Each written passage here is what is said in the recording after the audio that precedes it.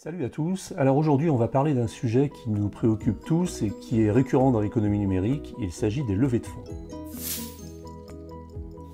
Alors les levées de fonds, on en parle beaucoup. C'est un sujet très à la mode, aussi à la mode que les jeunes entreprises, les startups et l'entrepreneuriat. On a un peu l'impression que c'est quelque chose qui est incontournable et qui est un passage obligé quand on crée une entreprise aujourd'hui, a fortiori dans le digital.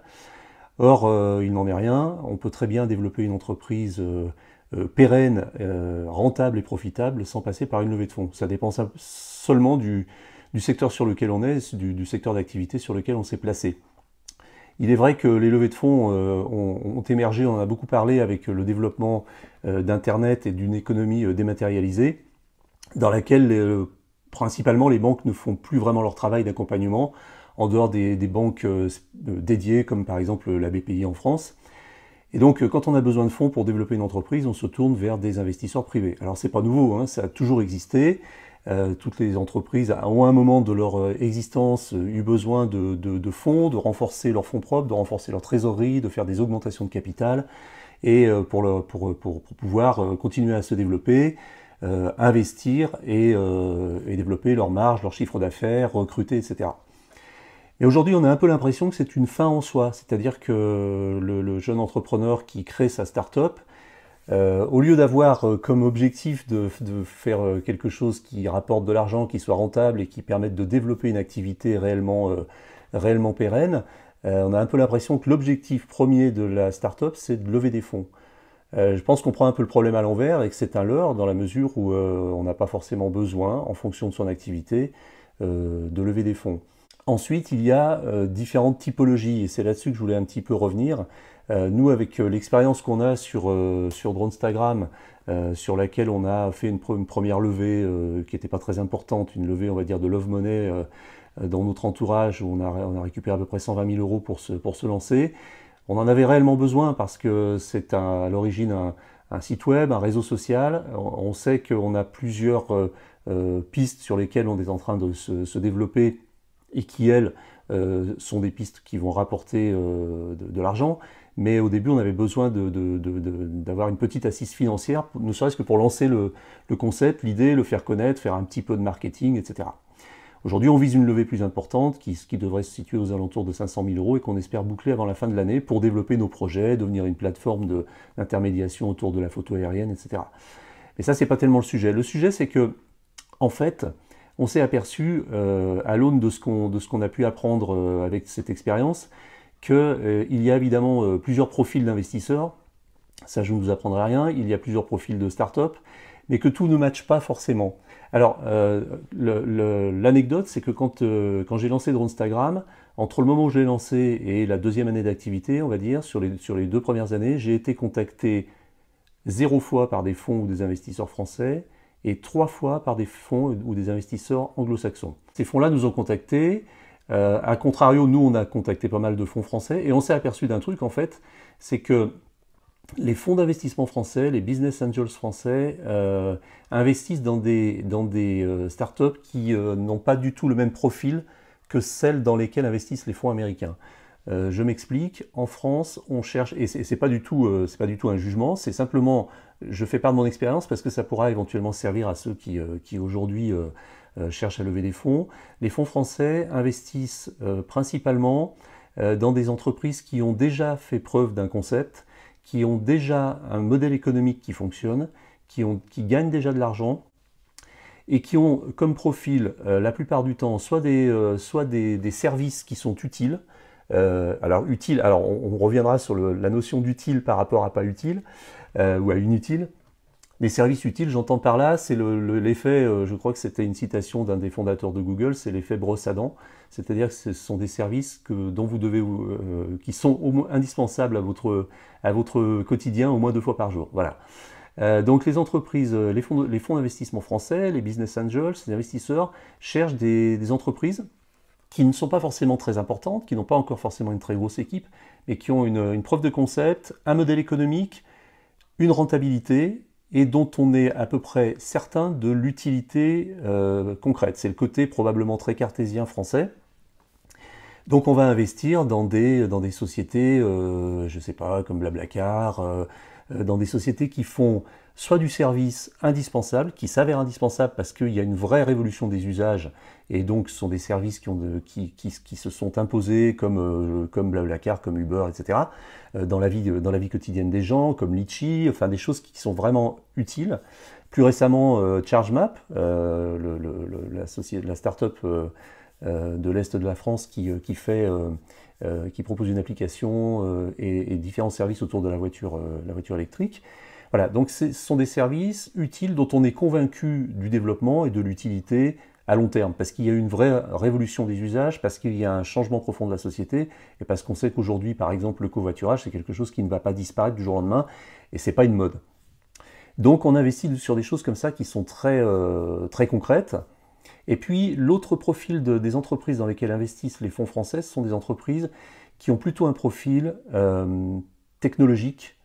Donc on va investir plus facilement dans des startups qui sont dans l'Internet des objets, dans des systèmes connectés, dans de l'ingénierie. Parce qu'on est une société et on est un pays avant tout d'ingénieurs. On est aussi un pays de créatifs, mais on est un pays d'ingénieurs. Alors qu'aux US, on va plus facilement investir dans une idée, dans un réseau social par exemple, et on va surtout investir dans le développement du nombre d'utilisateurs. C'est ça la différence fondamentale. C'est-à-dire que c'est là qu'on rejoint la notion dont je parlais tout à l'heure, qui est la notion de utile versus inutile. J'ai un exemple très concret. Il y a 4 ans, 3 ou 4 ans, je ne sais plus, Facebook a racheté Instagram. Instagram, par définition, c'est le prototype du service inutile, dans la mesure où, ce que j'entends par inutile, c'est devenu indispensable à la vie des gens, parce que le système lui-même a créé un besoin et s'est auto-alimenté avec ça. Mais on peut très bien vivre sans Instagram, on peut très bien vivre sans faire des photos, des selfies toute la journée et les publier sur le réseau. Il n'y a pas de besoin. Instagram ne correspond pas à un besoin. Il correspond à un usage qui a été créé avec le développement des téléphones mobiles, avec le développement d'un certain narcissisme, avec le développement des réseaux sociaux. Mais le service en lui-même, il peut disparaître demain. Ça rendra probablement quelques millions de gens malheureux, mais ça passera assez vite. Alors que vous pouvez difficilement imaginer qu'un Blablacar ou qu'un Uber va disparaître demain. Ou qu'un Google même va disparaître demain, parce que ce sont des services qui sont réellement utiles et que vous utilisez pratiquement, enfin si ce n'est quotidiennement, en tout cas, vous en avez besoin.